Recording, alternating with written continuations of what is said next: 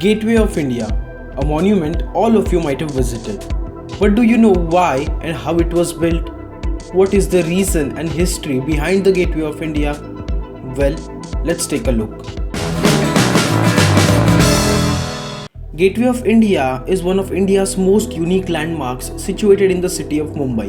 Located at the tip of Apollo Bandar, the gateway overlooks the Mumbai harbour bordered by the Arabian Sea in the Colaba district.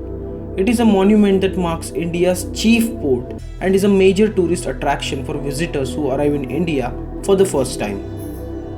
Let's start with the history of the structure.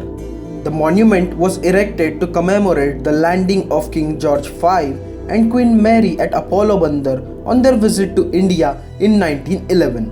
At the time of the royal visit, the gateway was not yet built and a cardboard structure greeted the monarch.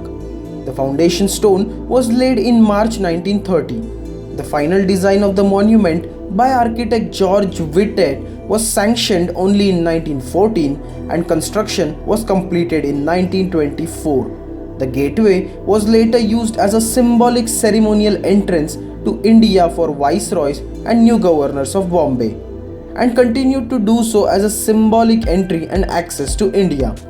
Following Indian independence, the last British troops to leave India, which are known as the 1st Battalion of the Somerset Light Infantry, passed through the gateway with a 21-gun salute as a part of a ceremony on 28 February 1948, signalling the end of the British Raj. Let's move ahead to the design of Gateway of India. The structure is an arch made of basalt and built in the Indo-Saracenic style, which was mostly used by British architects in India in later 19th century. Gammon India had undertaken construction work for the gateway. The gateway's arch has a height of 26 meters, which is 85 feet, with its central dome being 15 meters, which is 49 feet in diameter. The monument is built of yellow basalt and reinforced concrete. The stones were sourced locally. The monument faces the Mumbai harbour. There are 4 turrets on the structure of the gateway, and there are steps constructed behind the arch of the gateway which lead to the Arabian Sea. The Scottish architect George Whitted combined elements of the Roman triumphal arch and the 16th century architecture of Gujarat. The architecture also combines indigenous architectural elements with elements of Islamic architecture. There are 5 jetties located at the gateway, of which 2 are used for commercial ferry operations. On each side of the arch, there are large halls with the capacity to hold 600 people. The cost of the construction was 21 lakh rupees, which was borne by the then government. Tourism. The gateway is amongst the prime tourist attractions in Mumbai.